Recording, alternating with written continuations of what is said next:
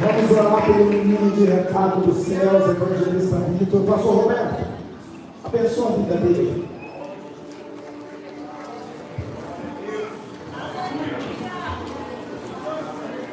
Estenda suas mãos para cá. Senhor nosso Deus, nosso Pai Todo-Poderoso, nessa noite, Senhor, estamos aqui alegres, meu Deus e meu Pai, louvando e agradecendo o seu nome, mas agora, Senhor, chegou a melhor parte, que é ouvir a sua palavra. Nos ajuda, Senhor, a ser sensível ao seu Espírito Santo, entender a sua palavra, praticar a sua palavra, nos dá força, nos dá graça, Senhor, para nós vivermos a sua palavra na íntegra, Senhor, em nome de Jesus. O seu servo aqui, meu Pai amado, nessa noite, em nome de Jesus, ele buscou, ele clamou, ele leu a sua palavra, Senhor eterno, a palavra está no coração dele. Fala com a sua igreja, nos abençoa, nos exorta-se assim com a sua vontade, ó Pai, porque o Senhor corrige e castiga todo aquele que o Senhor ama, mas que essa palavra, Senhor, nos venha aproximar de Ti e nos direcionar ao caminho que é o nosso Senhor e Salvador Jesus Cristo. Amém.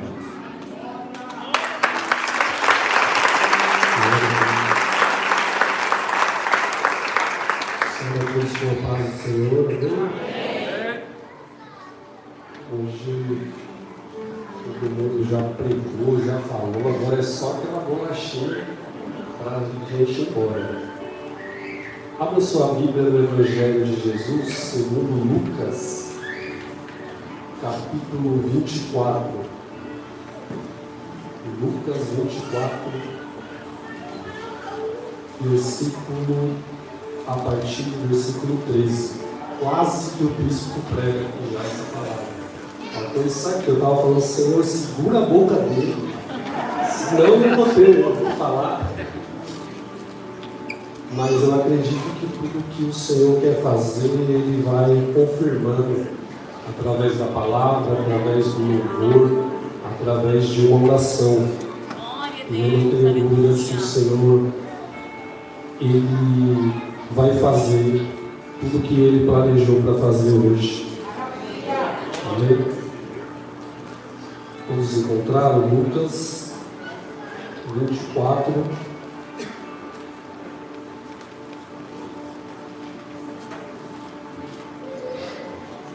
versículo 13. E eis que no mesmo dia iam dois deles para uma aldeia que distanciava de Jerusalém 60 estádios. Essa medida aqui é a medida daquela época. Tá? Aqui nós estamos falando de cerca de 11 a 13 quilômetros, cujo nome era Emaús. E iam falando entre si tudo aquilo que havia sucedido. E aconteceu que, indo eles falando entre si, dizendo perguntas um ao outro, o mesmo Jesus se aproximou e ia com eles, mas os olhos deles estavam como que fechados. Eles não eram cegos. Aqui nós estamos falando de uma cegueira espiritual, a qual eles não conseguiam identificar Jesus, mesmo sendo Jesus. E Jesus começou a falar comigo que em muitas oportunidades a gente não consegue enxergar que é Jesus, quando na verdade Ele está do nosso lado. Cegueira espiritual. E aconteceu, versículo 15, e aconteceu que indo eles falando entre si, fazendo perguntas ao outro, mesmo Jesus se aproximou e ia com eles, mas os olhos deles estavam fechados para não o conhecessem. E ele lhes disse: que palavras são essas que caminhando trocais entre vós, e por que estáis tristes? Respondeu um cujo nome era Cleopas. Disse-lhe: és tu só peregrino em Jerusalém? Não sabes as coisas que nela têm sucedido nesses dias? E ele lhes perguntou: quais? E ele lhes disse: as que dizem respeito a Jesus, o Nazareno, que foi um profeta poderoso em obras e palavras diante de Deus, de todo o povo, e como os principais dos sacerdotes, os príncipes, os entregaram à condenação de morte e o crucificaram. E nós esperávamos que fosse ele o que remisse Israel, mas agora, com tudo isso, já é hoje o terceiro dia desde que essas coisas aconteceram. É verdade que também algumas mulheres entre nós nos maravilharam, as quais de madrugada foram ao sepulcro, e não achando seu corpo, voltaram dizendo que também tinham visto uma visão de anjos, que dizem que ele vive. E alguns dos que estavam conosco foram ao sepulcro e achando ser assim, como as mulheres haviam dito, porém não viram. E ele, Jesus, lhes disse: honestos e tardos de coração para crer tudo que os profetas disseram. Porventura não convinha que o Cristo padecesse essas coisas e entrasse na sua glória? E começando por Moisés e por todos os profetas, explicava-lhes o que deles se achava em todas as Escrituras. Chegaram à aldeia para onde ia, e ele fez como que iam para mais longe. E eles o constrangeram, dizendo: fica conosco, porque já é tarde, já declinou o dia. E entrou para ficar com eles. E aconteceu que, estando com eles à mesa, tomando o pão, abençoou, partiu e lhe deu. Abriram-se-lhes então os olhos e conheceram. E ele desapareceu-lhes. Disseram um para o outro: porventura não ardia em nós o nosso coração, quando pelo caminho nos falava e quando nos abria as Escrituras? Na mesma hora, levantando-se, voltaram para Jerusalém e acharam congregados 11, e os que estavam com ele, os quais diziam: ressuscitou verdadeiramente o Senhor e já apareceu a Simão. Podeis assentar? Apesar dessa leitura extensa, o que Jesus está tratando aqui é um momento de luto, é um momento de profunda tristeza, porque eles estão ali pelo caminho justamente porque Jesus havia morrido. Então eles estão tristes pela morte de Jesus, porque Jesus não era só apenas uma pessoa para eles. Jesus era a esperança deles. Os projetos que eles tinham de vida estavam todos em cima dessa base chamada Jesus. Eles disseram: nós esperávamos que ele fosse remir Israel. Então nós não estamos falando apenas de um período de luto de uma pessoa, mas nós estamos também falando que o luto se estende aos projetos deles. E para quem já teve um projeto falido, sabe o que é você ir atrás, você lutar, você planejar, você criar uma expectativa, e você tem que lidar com o luto de um projeto, com o luto de um objetivo, até mesmo com o luto de uma pessoa, porque o luto ele é uma condição sentimental que ela se estende para fora. A pessoa que está em luto, ela está em profunda tristeza interna. E a verdade é que nós não estamos preparados para lidar com o luto. Nós não sabemos o que falar para uma pessoa que está em luto. Porque em período de luto, não há abraço que possa suprir a ausência de alguém. Em período de luto, não há palavras que a gente possa falar para alguém. A pessoa que está de luto, ela pode até colocar uma maquiagem, colocar um sorriso no rosto, mas a verdade é que isso não funciona. Sempre haverá aquele sentimento interno do luto. Só que é interessante que Jesus ele vai encontrar com esses dois, e a pergunta que Jesus vai fazer é justamente: por que vocês estão tristes?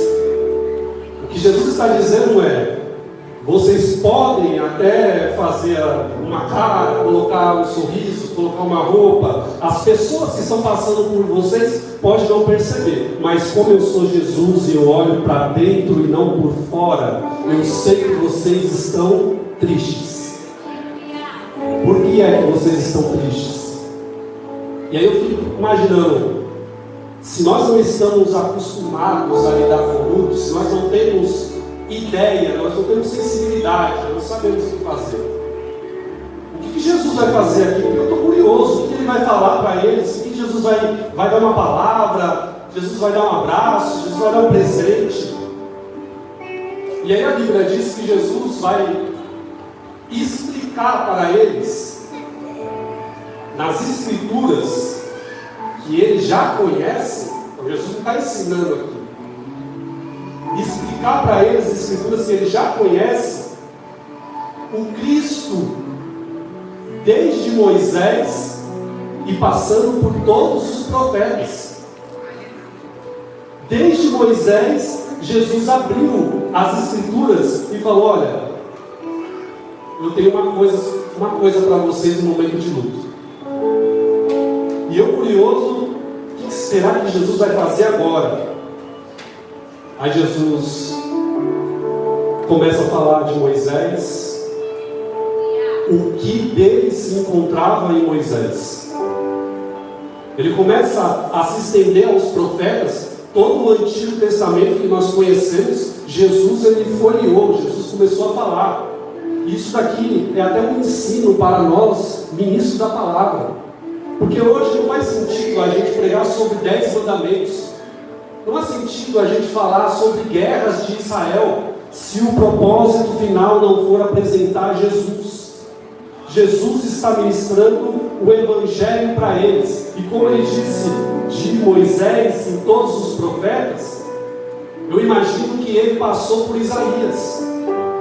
Porque lá em Isaías capítulo 9, versículo 6 diz: porque um menino nos nasceu e um filho se nos deu. Isaías estava profetizando para o povo de Israel sobre Jesus. E por que é que Jesus está lendo isso no momento de luto de dois judeus? Por que é que Jesus não está dando um abraço neles? Por que é que Jesus não está falando palavras de ânimo, palavras que eles fossem ficar felizes? Por que é que Jesus está falando que um menino nos nasceu, um filho se nos deu? E aí eu entendi que, na verdade, Jesus ele não vai fazer muita coisa no nosso período de luto. O que Jesus estava explicando para eles, isso aqui você tem que prestar atenção, porque eu estou te dando a senha isso aqui. O que Jesus está falando para eles é: o que vocês querem que eu faça no momento de luto, eu já fiz antes do luto chegar. Um menino foi profetizado em Israel.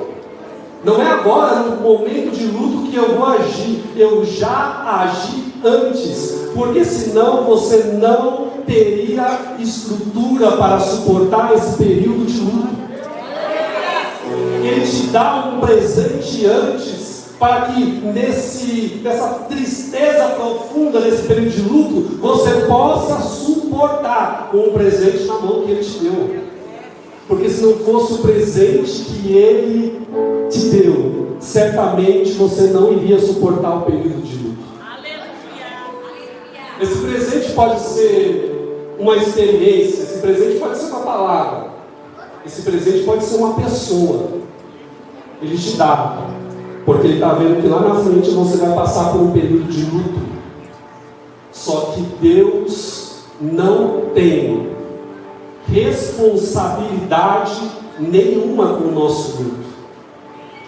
Deus não é responsável pelo luto de ninguém, mas pelo amor que Ele tem às nossas vidas, Ele nos dá uma estrutura antes do luto, para dizer: você não vai passar por esse período sozinho, você não vai passar por esse período sem estrutura, você vai passar, mas você vai passar com o presente que eu te dei. E eles estão tristes, apesar de Jesus ministrar para eles. Eles estão num período de tristeza pela morte de Jesus. E nós sabemos muito bem o que é, pelo menos através dos filmes. Hoje a gente tem aquele filme muito conhecido, A Paixão de Cristo. Uma vez por ano todo mundo senta ali no sofá, assiste na televisão e começa a se emocionar. A gente começa a chorar, a ver aquele ator lá, cabelo grande, os olhos verdes, mas ele está sendo chicoteado ali, apanhando. Isso causa comoção em nós, causa sentimento em nós. Só que Jesus, ele está tendo um encontro justamente porque a cruz, para esses dois discípulos, ela só está causando isso. Ela não está causando o real e verdadeiro motivo pelo qual Jesus foi morto. A diferença é que em Emaús, eles estão caminhando tristes, falando de morte, falando de luto. Mas o apóstolo Paulo, em Gálatas 2:20, ele diz: já estou crucificado com Cristo, e vivo não mais eu, mas Cristo vive em mim. E a vida que agora vivo na carne, vivo-a pela fé do Filho de Deus, o qual me amou e se entregou a si mesmo por mim. Enquanto em Emaús a notícia era de morte, em Gálatas estão comemorando a vida com a morte de Jesus. Enquanto em Emaús há tristeza, em Gálatas Paulo está dizendo: agora já não vivo mais eu, mas Cristo vive em mim. Se a cruz ela não provocar mudança no seu comportamento, então ela só está fabricando sentimentos em você. E sentimento não muda ninguém, sentimento não muda a nossa vida. Jesus precisa ter um encontro com esses dois. Por quê? Porque a cruz dele só está fabricando sentimento. Paulo está dizendo: não, gente, a gente não precisa de sentimento, a gente precisa mudar o nosso caráter, a nossa personalidade, a nossa vida. A cruz de Jesus precisa ser um meio de quem você era e quem você é agora. É por isso que Jesus precisa marcar um encontro com esses dois. E eu acredito que esse seja o primeiro encontro deles. Porque eles conhecem Jesus, eles são discípulos. A questão é que eles conhecem sobre Jesus ministrar a vida deles em Jerusalém. Então, culto de oração, eles estavam. Culto da palavra na terça-feira, eles também estavam.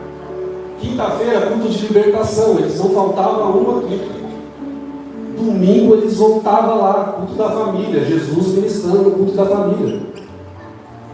Eles viram milagres acontecerem. Quem aqui já viu um cego ver um paralítico andar? Essas coisas são raras nos nossos dias, talvez por falta de fé da nossa parte, porque o nosso Deus continua sendo o mesmo. Mas eles presenciaram esses milagres de Jesus de perto.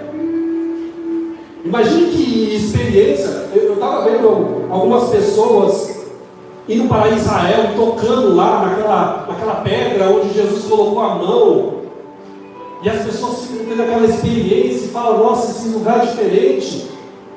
Imagina você vendo Jesus colocando barro nos olhos de um cego e ele passando a enxergar. Imagine você ver Jesus libertando, expulsando o demônio das pessoas que estavam ali sendo atormentadas. Nós não sabemos o que é isso, e eles sabiam. E mesmo assim, a cruz de Jesus na vida deles era só sentimentos.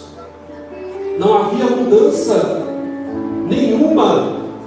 Eles voltavam para Emaús, porque Emaús é a casa deles. Eles tinham uma casa em Emaús. Eles nasceram em Emaús, eles cresceram em Emaús. Emaús é um lugar onde a gente negocia, onde a gente compra, onde a gente vende, onde a gente abre a nossa empresa, onde a gente quer buscar a promoção. Emaús fala daquilo que enche o nosso ego. Emaús são bênçãos pessoais. É casa, carro, está tudo em Emaús. A vida deles está em Emaús.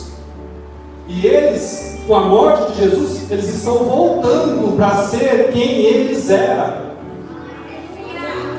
Quando, na verdade, as palavras que eles ouviram em Jerusalém deveria provocar uma mudança no comportamento deles. Mas eles estão voltando para Emaús. Eles estão voltando a ser as mesmas pessoas. É o mesmo comportamento. Tem pessoas que se escondem atrás de signo. Ah, mas é porque o meu signo ele é assim mesmo. Eu sou esquentado porque eu sou assim. Eles estão cheios de Bíblia, mas eles não estão sabendo o que é o Evangelho de Jesus. Porque você pode vir todas as quintas-feiras aqui e aprender sobre Bíblia, mas o Evangelho de Jesus vai ser quando você mudar o seu comportamento. O Evangelho de Jesus nos muda, nos transforma, nos faz ser alguém melhor. A cruz de Jesus não pode provocar apenas sentimento na gente. A gente precisa de mudança. Emaús é um lugar que todos nós temos o Emaús. Não é apenas uma geografia, não é um lugar geográfico no mapa. É tudo aquilo que nos afasta de Jerusalém. Podemos dizer, como eu disse, de 11 a 13 quilômetros. Podemos afirmar que cada vez que eu estou mais perto de Emaús, mais longe eu estou de Jerusalém. Só que Jerusalém é onde tem palavra de Jesus. Jerusalém é onde tem milagres. Jerusalém é onde tem presença do Espírito Santo de Deus. Emaús é quando eu me distancio de Jerusalém, é quando eu me afasto dessa presença, é quando eu vou buscar a mensagem bíblica para eu me sentir bem amanhã, e amanhã eu vou continuar a minha mesma rotina, as minhas mesmas coisas, os meus negócios. A minha preocupação em Emaús não é em fazer a vontade de Deus, porque se nós percebemos aqui, enquanto eles estão em Jerusalém, eles estão ouvindo a palavra e estão ali seguindo Jesus. E é por isso que Lucas diz: iam 2 discípulos. Por quê? Porque eles seguiam Jesus em Jerusalém. Agora em Emaús eles não seguem Jesus. Emaús não é lugar de discípulo. E sabe o que é mais triste de tudo isso? É saber que as palavras que eles receberam em Jerusalém, elas são meio que um combustível. Quando Jesus vai ministrar esses discípulos em Jerusalém, havia uma promessa: ficarem em Jerusalém, para que do alto vocês sejam revestidos. Quando Jesus vai aparecer para esses discípulos, ele vai dizer assim: ide. Ide para onde? Ide por todo mundo. E aí eu fiquei: mas Jesus, eles não estão indo por todo mundo, eles estão indo para Emaús. o que é mais triste? É saber que o combustível que nós recebemos em Jerusalém é para ir para todo mundo. E nós estamos gastando ele voltando para Emaús. Emaús não é um lugar a qual o Senhor está te dando combustível aqui. Essa palavra que você recebe aqui não é para você gastar em Emaús. Emaús não te pertence. Emaús não é lugar de você gastar aquilo que você está recebendo aqui. Emaús só é o retorno de quem nós éramos. E esse caminho de Emaús, ele é um caminho muito familiar. Ele é um caminho que eles conhecem, porque eles nascem em Emaús. Então não é difícil voltar para Emaús.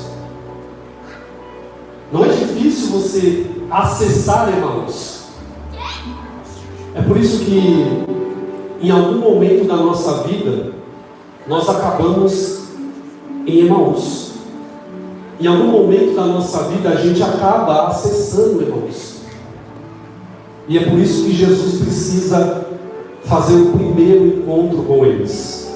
Aleluia! Eu fiquei pensando assim, Jesus, o primeiro encontro vai vir só agora.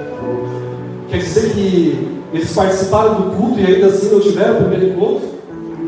Quer dizer que eles viram os milagres acontecerem e eles não tiveram o primeiro encontro? Como assim?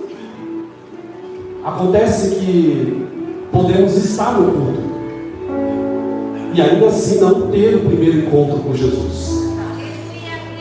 Porque o primeiro encontro com Jesus, ele vai marcar a nossa vida. Ele é um primeiro encontro pessoal, ele não acontece no meio da multidão.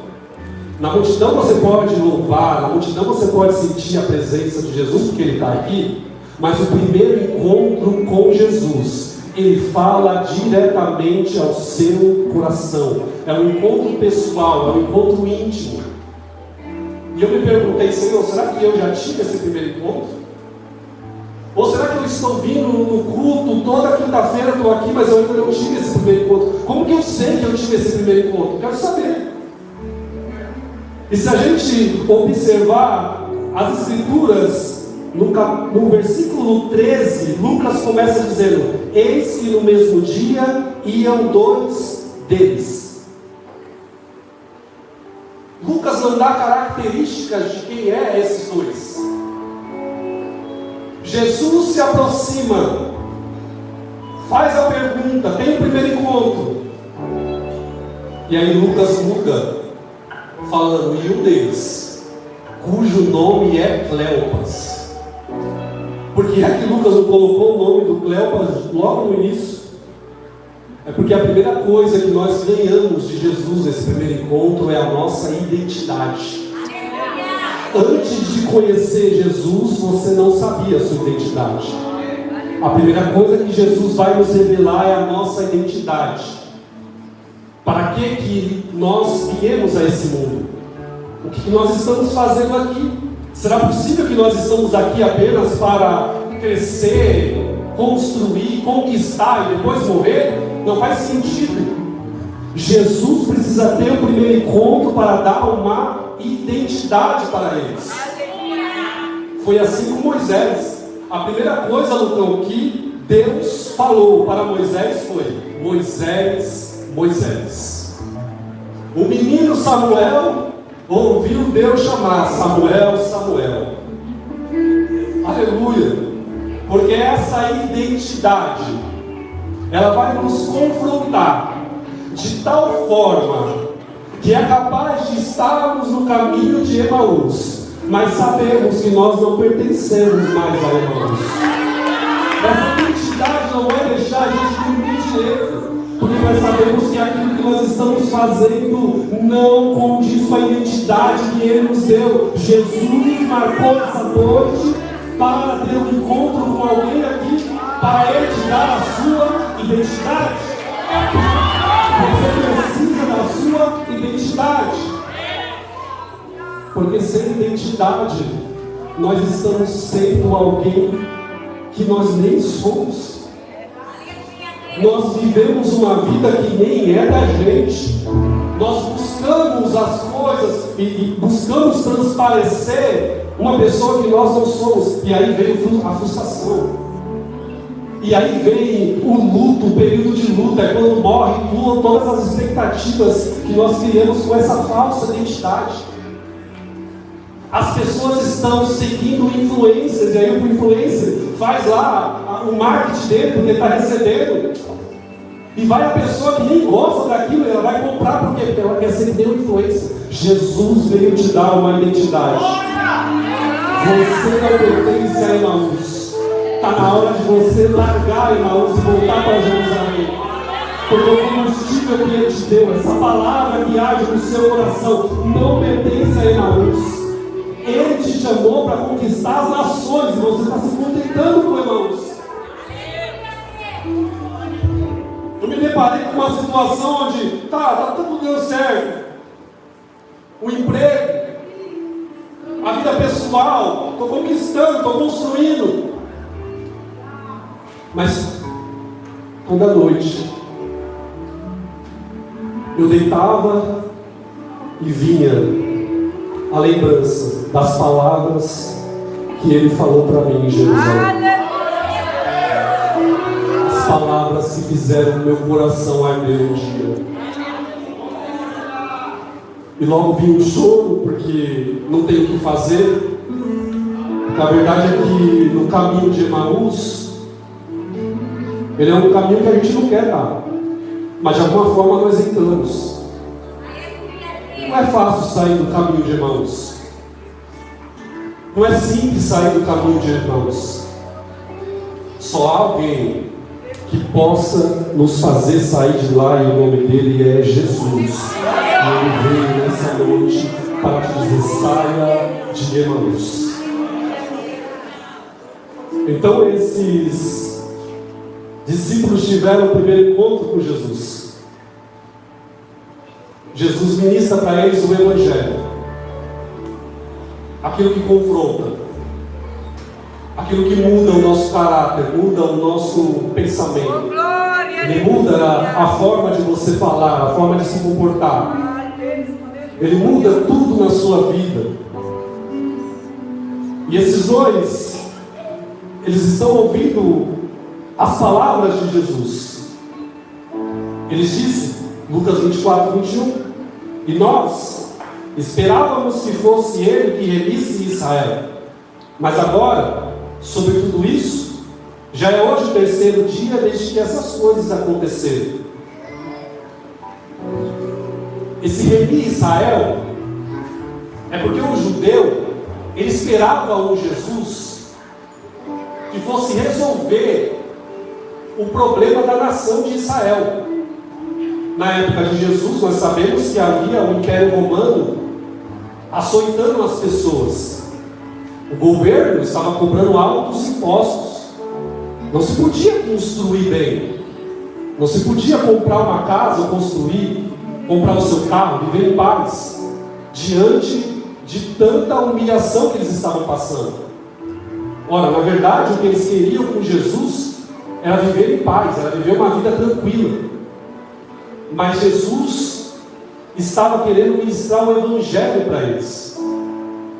Não é sobre aquilo que Deus pode nos proporcionar. Porque se a gente vir aqui para a igreja em busca de coisas pessoais, de conquistas pessoais, nós vamos sempre sentir essa necessidade. Todas as quinta-feiras a gente vai voltar aqui em busca dessas coisas. É como aquele remédio de dor de cabeça. E um dia eu estava ouvindo um médico, neurologista, falando que é um dos piores erros do ser humano é tomar um remédio de dor de cabeça quando está com dor de cabeça. E ele explicava que a dor de cabeça, na verdade, é um alerta do corpo de que alguma coisa no seu corpo está errada. E quando você toma, eu estou dando aula aqui de neurologia, e quando você toma o remédio, você está tirando esse alerta do corpo. Na verdade, era para cuidar dessa doença, era para cuidar da raiz, da causa. E você toma um remédio, depois você pode correr a São Silvestre, porque você não sente mais nada. Só que o real motivo continua ali. Você só tirou os alertas do seu corpo. É isso que é a gente vir para a igreja em busca de uma palavra para a gente sair se sentindo melhor. Não vai resolver o nosso problema, mas só vai fazer a gente se sentir melhor por mais uma semana.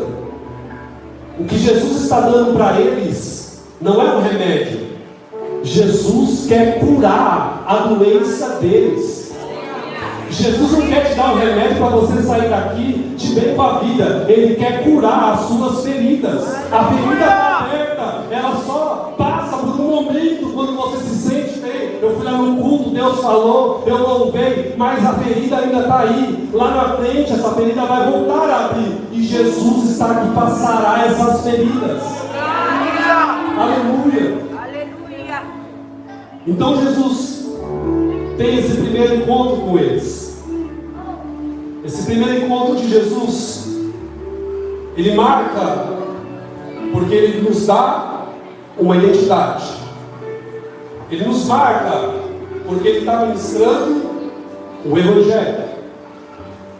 Só que aí eles vão se aproximando de Emaús, e a Bíblia diz que Jesus, depois de ter ministrado, ele ia se distanciando.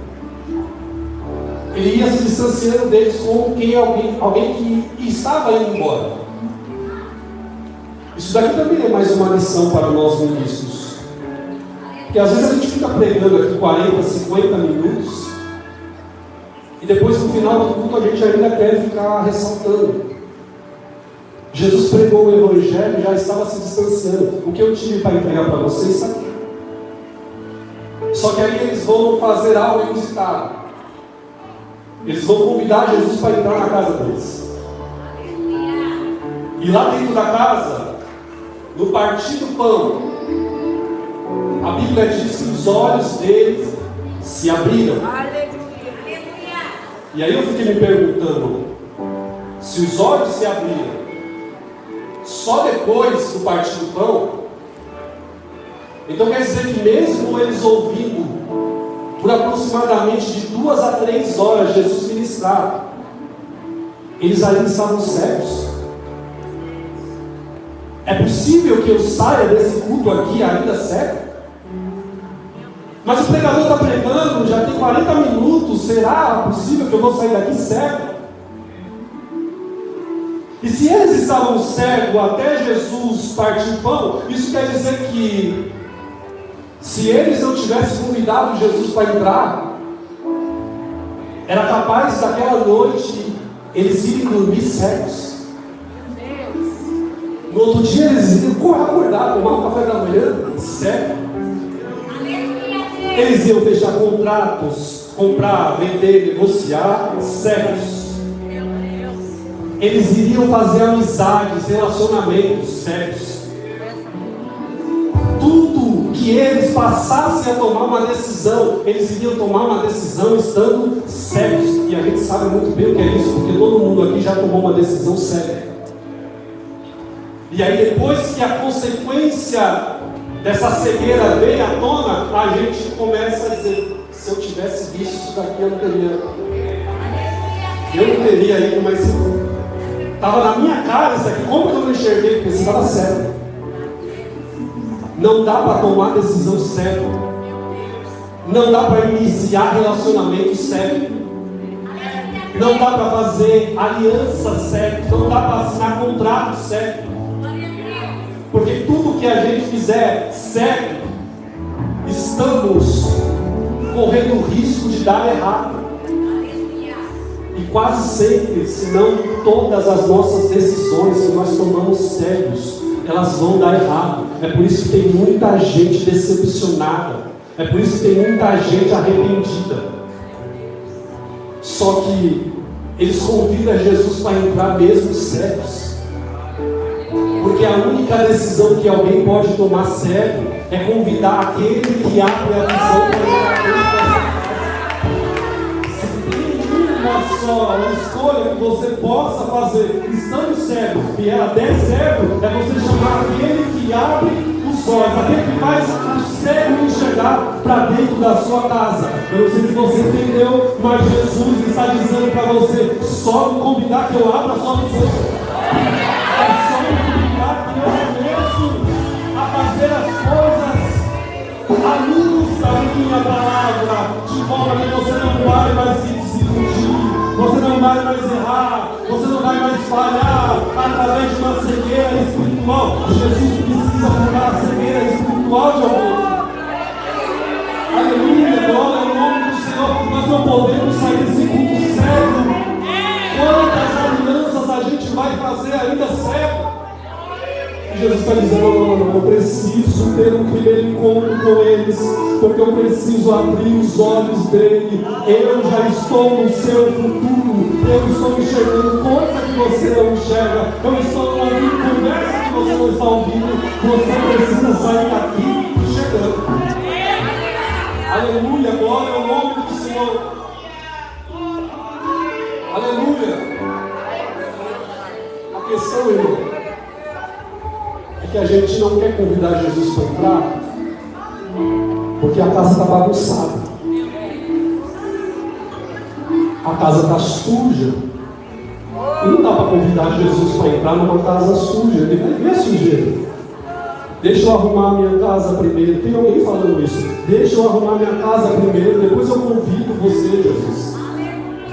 Aí eu pergunto: como é que alguém pode limpar uma casa estando cego? Como é que você vai enxergar a sujeira que ninguém consegue enxergar? A sujeira que você coloca debaixo do sofá, ninguém consegue ver, mas Jesus consegue. Aleluia. E ele nem perguntou.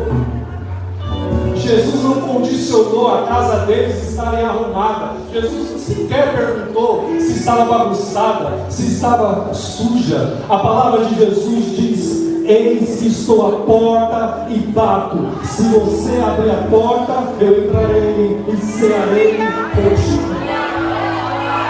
Ele não quer saber da sua condição, ele não quer saber da sua casa, ele não quer saber da sua sujeira. O que você não pode é continuar com a casa suja e cega, a casa desarrumada e cega.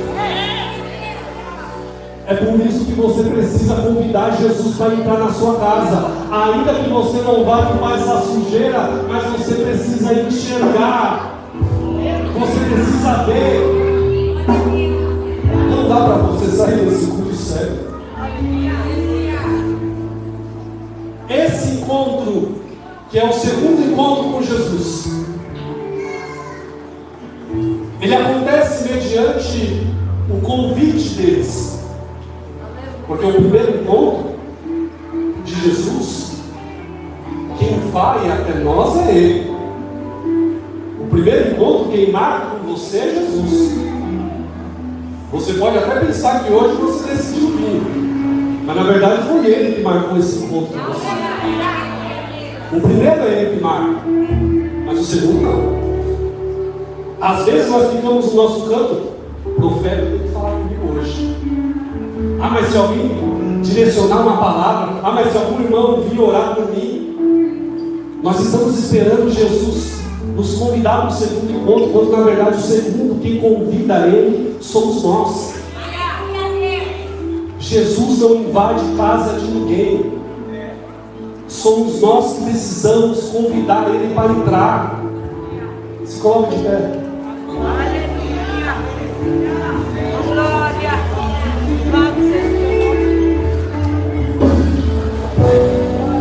Eu comecei a vir para os cultos. Quinta-feira foi um dos cultos que eu voltei a vir. Só que a casa ainda estava bagunçada. A casa estava suja. E eu ficava falando: Senhor, eu preciso consertar isso. Eu preciso arrumar isso, eu preciso limpar isso, eu preciso tirar essa sujeira. E vai culto e vem culto. Como é que uma pessoa, estando cega, pode tomar uma atitude, uma escolha certa. Não dá. É por isso que esse segundo encontro, você precisa convidar Jesus, para que a partir do momento que Ele entre dentro da sua casa, Ele passe a abrir a sua visão. Ao abrir a sua visão, Jesus não está falando aqui de sujeiras, de desorganização, de bagunça. Jesus está falando aqui de visão. Porque quando nós estamos enxergando, somos nós que vamos provocar a mudança que nós precisamos. Jesus não vai fazer algo místico. Jesus não vai fazer algo sobrenatural. Jesus sequer vai te constranger. Ele só precisa abrir a sua visão. Eu preciso falar do terceiro encontro aqui, mas antes de partir para o terceiro encontro, eu quero orar por você, eu quero orar junto com você. Um dia eu fui na casa de um homem de Deus e eu estava completamente cego. O pior que o cego, ele nunca acha que ele está cego. Ele está cego. Ele sempre está convicto. Eu fui lá sobre uma situação que me levou até lá. E ele falou assim: já que você veio, deixa eu orar por você. E aí ele começou a orar, dizendo assim: Senhor, eu posso estar emocionado, mas talvez o Senhor permitiu que ele chegasse aqui para me fazer essa oração, porque o Senhor quer libertar. Aquela oração é como se o coração estivesse ardendo. Eu não consegui mais esquecer, alguma coisa estava mudando. Era Jesus tirando a cegueira. Você não pode sair daqui cego. Você não pode sair desse culto cego. Você não pode tomar mais uma decisão. Você não pode fazer mais aliança cego. Jesus está te chamando, sai correndo e vai lugar. Nós vamos fazer uma oração. Porque tem muitas pessoas aqui cegas. Você só vai sair daqui cego se você quiser. Mas Jesus está te chamando. Convida Jesus para entrar na sua casa. Convida Jesus para entrar na sua vida. Sai do seu lugar.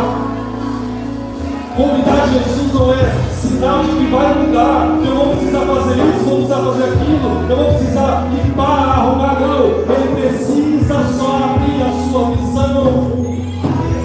Glória a Deus. Ele não pode permitir que você saia daqui sem enxergar.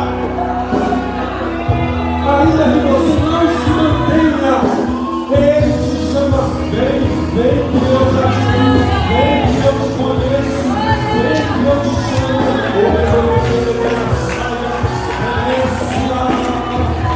Jesus se mostrava no momento de dor. Tem gente que ainda já morreu.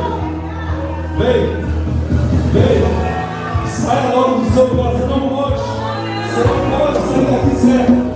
Você não pode mais tomar essas decisões. Hoje é dia dele abrir os seus olhos. E se alguém ouvir a minha voz, que abrir a porta, eu entrarei e serei, e abrirei a sua visão.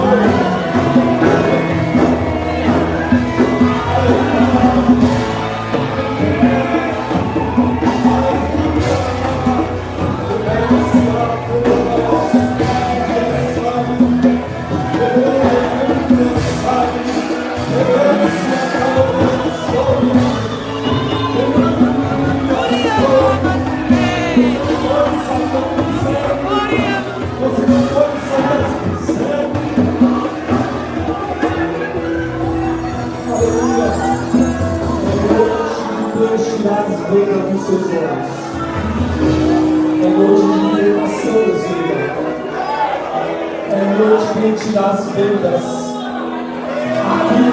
eles fazem contratos errados, relacionamentos errados, decisões erradas. Jesus vai te dar hoje essas bênçãos da tua visão. Aleluia. Aleluia. Aleluia. Quero partir do terceiro encontro. Enquanto eu falo do terceiro encontro, pode vir. Ainda dá tempo. O terceiro encontro. A Bíblia vai dizer: é o que vai acontecer com vocês. O terceiro encontro. A Bíblia diz que eles, ao abrir os olhos, a primeira coisa que eles começam a enxergar é Jesus. Se prepare para começar a enxergar Jesus, onde você não via ele. Depois de enxergar, a Bíblia diz que eles saem imediatamente correndo. Eles saem correndo para Jerusalém. Eles abandonam Emaús, porque eles entenderam que Emaús não é o lugar deles. Não se preocupe se Deus começar a te afastar de pessoas, a te afastar de lugares. É sinal de que Ele tirou a cegueira dos seus olhos. E agora, enxergando, você está voltando para o centro da vontade dele. A questão é, eles vão para Jerusalém e eles encontram os 11 trancados. Eles estão também com a sua visão limitada, porque eles estão com as portas fechadas. E Jesus, ao abrir a visão deles, permite que eles vão até Jerusalém, até aonde está essa casa. Só que Lucas diz que Maria já foi ao sepulcro, voltou dizendo que Jesus ressuscitou, e Jesus não apareceu para eles. Pedro foi ao sepulcro, voltou dizendo: gente, eu não vi ele lá, ele não está lá. E mesmo assim, Jesus não apareceu. Mas quando esses dois aqui chegaram lá em Jerusalém e voltaram, e eles viram, eles estavam certos, mas eles foram voltar e eles viram. A Bíblia diz que Jesus apareceu na hora, dizendo: passa de Cristo. Em casa que Jesus só está esperando você chegar para entrar. Você vai ser o agente transformador na vida de muita gente. Jesus só te chamou aqui, Ele só ministrou essa palavra no seu coração, porque tem pessoas que precisam ser libertas, e Ele vai usar a sua vida para libertar essas pessoas. Alguém vai dizer: não, mas ela que fazia isso, ele que fazia isso. Mas não se preocupe, porque quando você chegar, Jesus vai chegar com você. Ele vai usar a sua vida. Ele vai usar você. Ele vai usar o seu testemunho de vida. Você vai voltar e vai dizer: gente, eu não enxergava, mas agora eu consigo ver. Feche seus olhos, vamos orar. Pai, em nome do Senhor Jesus, a tua mensagem foi ministrada como o Senhor me mostrou, Pai. O Senhor tinha me mostrado, Pai, que algumas pessoas iriam te convidar nesse segundo encontro, Senhor, e aqui estão elas, Pai, para serem libertas pelo poder da tua palavra, Senhor. Elas estão aqui porque elas creram no Senhor, Pai. Então tira essa cegueira espiritual, Pai. Tira essa cegueira, Senhor, que fez com que elas errassem o caminho que estivessem em Emaús, Pai. Porque o lugar dessas pessoas não é Emaús. O lugar dessas pessoas é Jerusalém. O propósito delas não é Emaús. O propósito que está em Jerusalém. O Senhor muda o comportamento, Senhor. Muda a mente, Senhor. Muda o intelecto, Senhor. Muda, Senhor, as mensagens, os lugares, Pai, pelo poder da sua palavra, Senhor. Em nome do Senhor Jesus.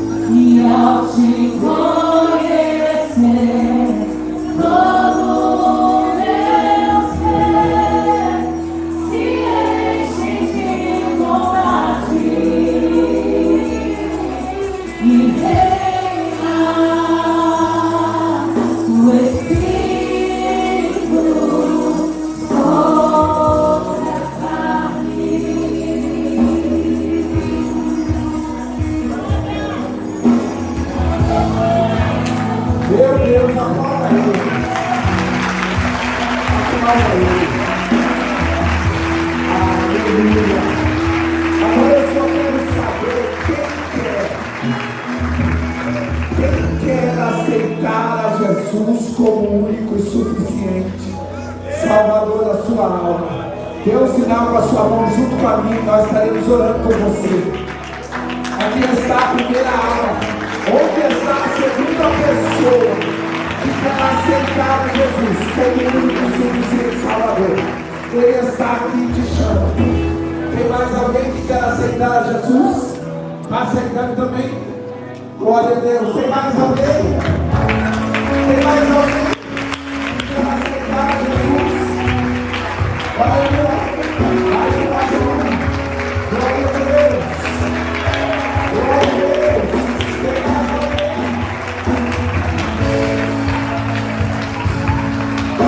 Glória a Deus. Agora eu quero perguntar onde está você que é desviado, que por algum motivo você saiu dos caminhos, voltou para Emaús e hoje quer voltar para Jerusalém. Onde está você que quer voltar para Jesus? Onde está você que quer voltar para Jesus? Onde está você que quer voltar? Que quer ter os olhos abertos? Glória a Deus, nós vamos orar por essas 3 pessoas. Façam aí com elas a confissão de fé e nós vamos orar. Irmãos, que revelação é essa? Que revelação é essa? Eu poderia até ter entrado na palavra do e falar, mas eu não ia chegar a essa revelação nunca, porque era para vocês. Meu Deus do céu, hoje eu estou voltando para Jerusalém. Eu estou aceitando Jesus de novo hoje. Glória a Deus, glória a Deus. Pai, em nome de Jesus, abençoa as suas filhas, Senhor, que estão te confessando como único e suficiente Salvador das suas vidas. Escreve o seu nome no teu livro, Senhor. Perdoa os seus pecados e firma os seus pés em uma rocha. Pai, muito obrigado por essa palavra. Muito obrigado por essa noite, por essa quinta-feira, Senhor. Agora nos despede em paz, nos leva aos nossos lares em paz, meu Senhor. Faça assim com as suas mãos, no grande amor de Deus, Pai. A graça